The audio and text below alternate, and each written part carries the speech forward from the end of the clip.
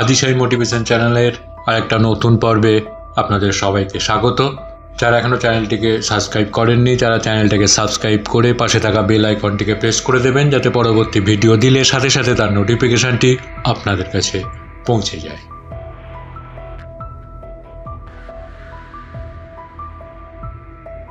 Leonardo da ভিঞ্চির সৃষ্টি মোনালিসাকে পৃথিবীর সবচেয়ে সুন্দরী মেয়ের ছবি বলা হয়, কিন্তু মোনালিসার ছবিতে টর্চ লাইট দিয়ে খুঁজেও সৌন্দর্য খুঁজে পাওয়াটা কঠিন।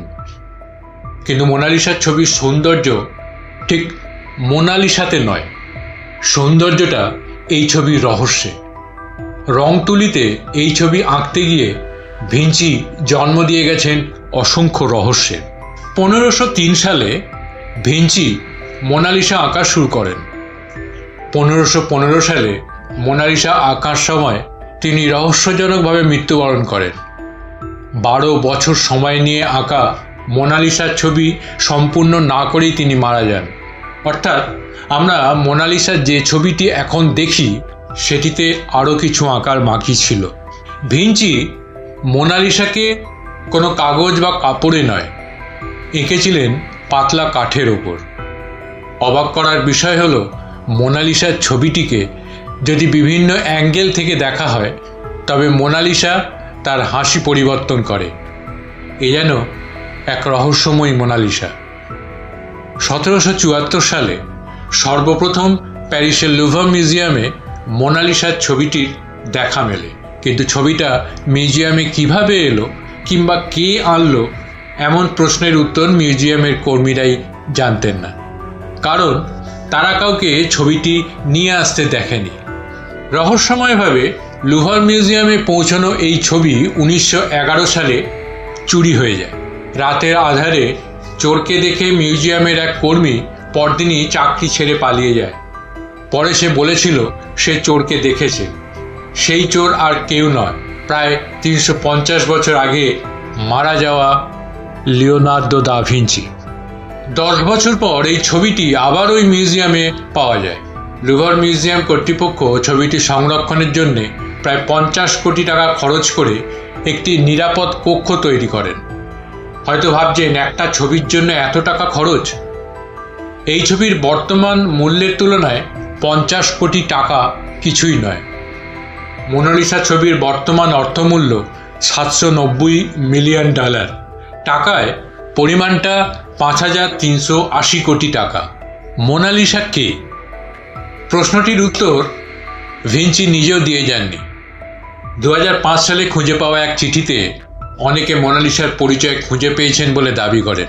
1503 সালে লেখা এই চিঠিতে ভিঞ্চির বন্ধু ফ্রান্সিস জিয়াকন্ড তার স্ত্রী লিসা জিয়াকন্ডের একটি ছবি আঁকতে ভিঞ্চিকে অনুরোধ করেন, আর ওই সময় ভিঞ্চি মোনালিসার ছবি আঁকা শুরু করেন। 2004 সালে বিজ্ঞানী পাস্কেল পাটে মোনালিসার ছবিকে আলাদা ভাগে ভাগ করে হাই ডেফিনেশন ক্যামেরায় ছবি তোলেন। পাস্কেল আবিষ্কার করেন যে ভিঞ্চি যে রং ব্যবহার করেছিলেন তার স্তর 40 মাইক্রোমিটার, অর্থাৎ একটি চিকন চুলের থেকেও পাতলা। পাস্কেল আরও আবিষ্কার করেন যে মোনালিসার ছবিতে আরও 3টি চিত্র আছে, তাদের একটির সাথে লিসা জিয়াকন্ডের মুখের মিল খুঁজে পাওয়া যায়। সম্ভবত ভিঞ্চি বন্ধুর অনুরোধে লিসা ছবিটি আঁকছিলেন, কিন্তু তিনি এমন কিছু দেখেছিলেন যা পুরো ছবিতে অন্য এক নতুন মুখের জন্ম দিয়ে দিয়েছে। সান্ডারল্যান্ড ইউনিভার্সিটির এক সার্ভেতে মোনালিসা সম্পর্কে অদ্ভুত কিছু তথ্য পাওয়া যায়। মোনালিসাকে দূর থেকে দেখলে মনে হয় যে সে হাসছে, কিন্তু কাছে গিয়ে তার দিকে তাকালে মনে হয় সে গভীরভাবে কোনো কিছু চিন্তা করছে। মোনালিসার চোখের দিকে তাকালে তাকে হাসি খুশি মনে হয়, কিন্তু তার ঠোঁটের দিকে তাকালেই সে হাসি গায়েব। সান্ডারল্যান্ড ইউনিভার্সিটির ছাত্ররা মোনালিসার ছবির বাম পাশ থেকে আল্ট্রাভায়োলেট পদ্ধতি ব্যবহার করে ভিঞ্চির লেখা একটি বার্তা উদ্ধার করেন। বার্তাটি ছিল লারিস্পোস্তা তোভাকি, যার অর্থ উত্তরটা এখানেই আছে। যুগের পর যুগ মানুষকে মুগ্ধ করে আসা মোনালিসার এই ছবি দেখে জন্ম নেয়া হাজার প্রশ্নের মাঝে সবচেয়ে বড় প্রশ্ন ছিল এই ছবি দিয়ে ভিঞ্চি কি বোঝাতে চেয়েছিলেন। প্যারানর্মাল ম্যাগাজিনের একদল তরুণ ছাত্র উত্তরটা বের করার জন্যে অনেক চেষ্টা করেছে। অবশেষে তারা যা জানিয়েছে সেটাও চমকে দেওয়ার মতন। ভিঞ্চি মোনালিসার ছবির বাম পাশে গোপন বার্তা দিয়েছিলেন।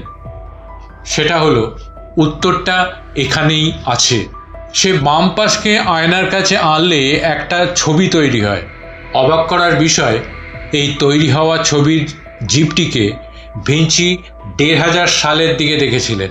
ছবিটা একটা এলিয়েনের, ভিনগ্রহের এলিয়েন। ভালো লাগলে চ্যানেলটাকে সাবস্ক্রাইব করবেন, লাইক কমেন্টস করবেন, পাশে থাকবেন। ধন্যবাদ, নমস্কার।